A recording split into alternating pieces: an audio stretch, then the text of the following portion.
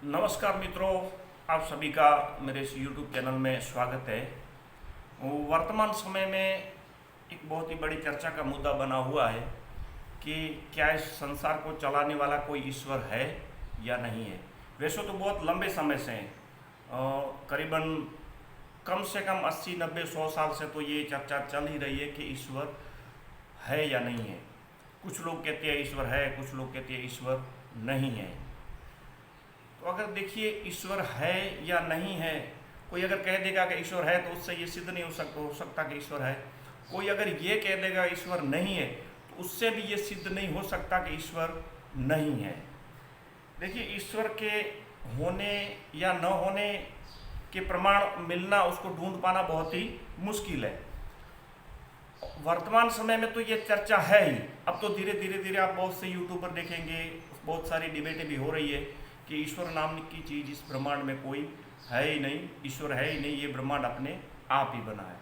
वैसे आपने डार्विन का उत्क्रांतिवाद पढ़ा होगा, तो उसमें प्रत्यक्ष रूप से तो नहीं, परोक्ष रूप से तो यही बताया गया है कि ईश्वर इस ब्रह्मांड को, इस यूनिवर्स को बनाने में ईश्वर का कोई हाथ नहीं है, ये अपने आप ही हुआ है, इवोल्यूशन हुआ है।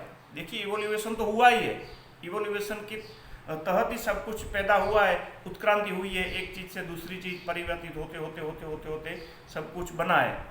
लेकिन ईश्वर ने किसी को नहीं बनाया।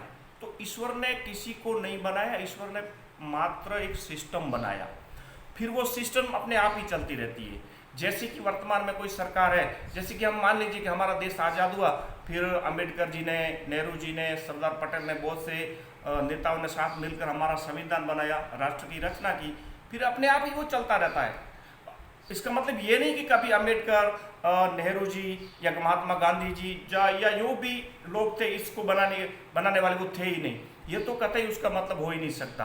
वैसे कोई राष्ट्र का राष्ट्रपति है, प्रधानमंत्री है, वो पूरा सिस्टम बनाता है, अलग अलग विभाग बनाए जाते हैं, जैसे कोई शिक्षा विभाग है, आरोग्य विभाग है, प्रोटेक्शन विभाग है, फिर वो अपने आप ही चलता रहता है। इसी तरह से ईश्वर ने मात्र प्रकृति के नियम बनाए, फिर वो नियम अपने आप ही उत्क्रांति होती रही और अपने आप ही प्राणी बनते रहे, वृक्ष झाड़ वगैरह बनते रहे, इंसान बनता रहा, बंदर बनते रहे, बहुत कुछ बनता रहा और परिवर्तित होता रहा। इस चीज़ का संबंध हमारे शास्त्रों में जो 84 लाख योनियां बताई गई है उसी से।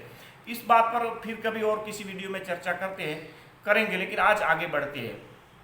उसके बाद कुछ लोग ये तर्क देते हैं कि भाई, जैसे कि स्टीफन हॉकिंग, उन्होंने भी ऐसे ही कहा था कि भाई ये ब्रह्मांड अपने आप ही बनाए, स्वयं ही बनाए। पहले एक बिंदु था, बिंदु में बहुत बड़ा विस्फोट हुआ और धीरे धीरे धीरे धीरे करके ब्रह्मांड विस्तृत होता रहा और आज भी विस्तृत होता रहा है। तो ये बताइए ना, उस बिंदु को किसने बनाया, उस बिंदु से बाहर क्या था, ये किसी के पास कोई जवाब, इसका कोई आंसर नहीं है। कुछ लोग ये भी तर्क देते हैं, भाई ऐसा कैसे हो सकता है कि कभी किसी चीज़ की कभी शुरुआत ही नहीं हो, कभी कोई चीज़ बनी ही नहीं हो, ऐसा तो हो ही नहीं सकता। देखिए, अगर कोई चीज़ बनी नहीं है तो आप ही बताइए ना। मान लीजिए कि हम एक एग्जांपल लेते हैं कि 1 2 से बना, 2 3 से बना, 3 4 से बना, 4 5 से बना, 5 6 से बना, 6 7 से बना, तो आप चले जाइए, अनंत काल तक चले जाइए, कभी इसी का अंत आने वाला है ही नहीं। अगर किसी चीज़ को बनने के लिए किसी चीज़ की आवश्यकता है तो फिर वो चीज़ अनंत हो गई, क्योंकि कोई ना कोई तो होगा उस चीज़ को बनाने वाला, तो अनंत ही हो गई, इसका जवाब है ही नहीं। तो इसी तरह से ईश्वर है। ईश्वर ने केवल सृष्टि के नियम बनाए, प्रकृति बनाए, उसके बाद अपने आप इवॉल्व होता रहा, अपने आप ही चलता रहा। तो ये जो नास्तिक लोग हैं, मूर्ख लोग हैं, ये प्रोपेगेंडा चला रहे हैं। वो प्रोपेगेंडा इसलिए चला रहे हैं, खास तो ये इंडिया में ही हो रहा है, भारत में हो रहा है, कि हमारा जो धर्म है, हमारा जो आर्यों का विकसित धर्म था, बहुत ही बौद्धिक धर्म था, उसको नाश किया जाए किसी भी तरह से। तो ऐसे लोगों को किसी को मानने की जरूरत ही नहीं है। ईश्वर है और है। ईश्वर के बिना ये सब कुछ, पूरा ब्रह्मांड बना है, इतना सटीक कैसे होता। मान लीजिए कि सूर्य से पृथ्वी 15 करोड़ किलोमीटर दूरी पर है, अगर वो 15 किलोमीटर आगे नजदीक हो जाए तो भी पूरी पृथ्वी जलकर राख हो जाएगी। अगर वो पृथ्वी 15 किलोमीटर दूर हो जाए तो भी पूरी पृथ्वी एकदम आइस में बदल जाएगी, बर्फ में बदल जाएगी, रहने लायक रहेगी नहीं। अगर ईश्वर नहीं होता तो ब्रह्मांड में हर एक चीज इतनी सटीक नहीं होती। तो वो तो माने या ना माने, पर कोई नहीं मानेगा किसी भी चीज को, तो अगर तो जवाब दीजिए ना। तो अगर आप कहते हैं कि ईश्वर नहीं है, क्योंकि किसी चीज के बनने के लिए किसी मैटर का होना आवश्यकता होती है, आवश्यक है, तो वो मैटर किससे बनी, वो मैटर किससे बनी, वो चीज किससे बनी, वो चीज किससे बनी, इसका जवाब ढूंढिए। है नहीं कोई जवाब। इसलिए हमारे शास्त्रों में, वेदों में कहा गया कि ईश्वर अनंत है।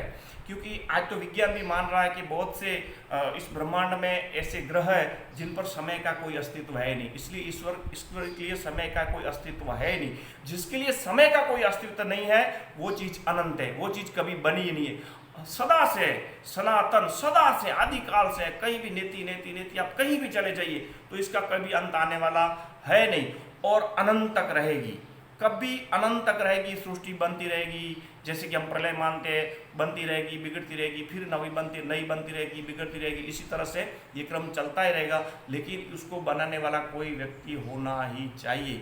इसी तरह से मेरी आप सभी भाइयों को रिक्वेस्ट है कि आप ईश्वर है या न है, इस बार में जो प्रोपेगेंडा फैला रहा है, ऐसे मूर्ख लोगों की बातों में न आकर भगवान है और है, इसी बात पर हमें अटल रहना चाहिए। धन्यवाद।